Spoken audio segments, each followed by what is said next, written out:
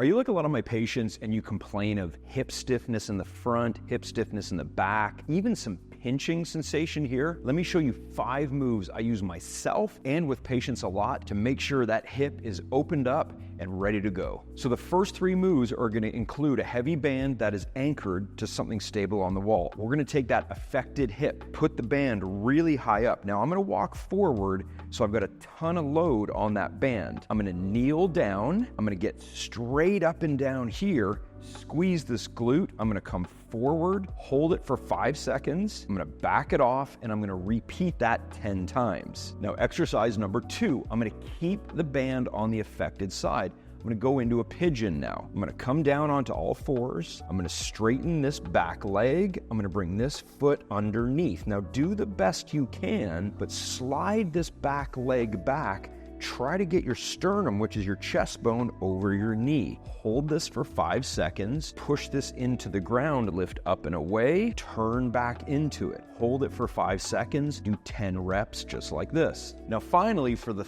3rd move with the band, I'm going to keep the band on the affected hip. I'm going to go into this position. I'm going to let the band pull me back this way, and I'm actually going to activate my glute on this side. I'm going to put my hand on my calf, forearm on the inside of my knee. I'm going to square up my chest and I'm going to push my body into this position. I'm going to get a huge stretch through my adductors or my groin. Hold for 5 seconds, back it off, repeat 10 times. Exercise number 4 is a glute activation. What I'm going to do is push away from the ground so my spine is straight. Intra-abdominal pressure so I only move through my hips. This leg is going to clam up. I'm going to drive this knee into the ground. I'm going to come up and forward so I'm in a straight line. I'm going to hold that for 2 seconds. I'm going to roll forward a little bit and then I'm going to return back to the start, which is my glute going back towards my heel. I'm going to repeat, tension the core,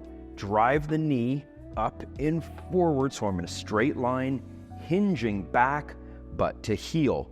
Once that becomes easy, which it will, pick up this top leg, repeat, hold 2 seconds, come back, do as many reps as you can until you're tired. Your goal should be the ability to do 10 to 12 reps in this position with the leg up. Okay, exercise number 5, we always want to finish on our feet, so we're going to do a hip airplane. If you don't have a bar like this, use a bench, a kitchen counter, anything that is stable. Walk back until your ankle, knee, and hip are in line. Tension your core, pick up this leg. Now I want you to think zipper of your pants towards the effective hip, push away, drop your chest down. You can bend this knee a little bit or straighten it depending on what gives you the best stretch back here. Hold for 5 seconds, lift up like a dog at a fire hydrant, hold for 5 seconds, turn back into it, repeat. Hold for 5 seconds, up and away, hold for 5 seconds, 10 reps,